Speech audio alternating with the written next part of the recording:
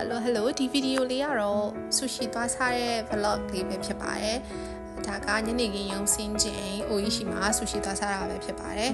တောက်ကြနေညနေခင်းဆိုတော့လူတော့ပြည့်တယ်ပေါ့နော်လူတော့ရှိပါတယ်ဒါပေမဲ့စောက်ရတာဘာညာတော့မရှိပါဘူး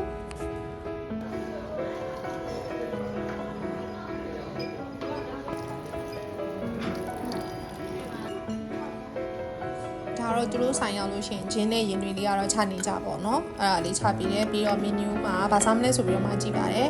ပြီးတော့မှာလိုက်တာကတော့ seafood ထမင်းကြော်ရယ်ဂုံးနဲ့ mayonnaise နဲ့กินတာရယ်နောက်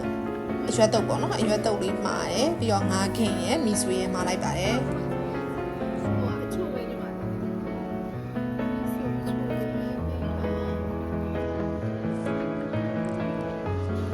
မှာထားတာလေးရောက်လာပါပြီဂုံးနဲ့ mayonnaise နဲ့กินတာရယ်နောက်အရွက်တုပ်ပါအရွက်တုပ်လေးကလည်းစားလို့ကောင်းတယ်ပေါ့နော်နှမ်းစီမြများလေးနဲ့ပြီးတော့အရွက်လေးတွေကလည်းနည်းနည်း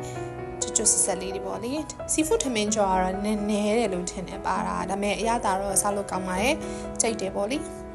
food vlog ကတော့မဟုတ်ပါဘူးဒီတိုင်းပဲကိုကြိုက်တာလေးတွေကိုပြောတာပါပြီးတော့ဒါကတော့ငါးကင်ပါငါးကင်ကလည်းစားကောင်းပါတယ်အရသာလေးကစားလို့ကောင်းပါတယ်စားပြီးတော့ဒါပြန်ကြသည်ပေါ့နော်ကျေးဇူးပါ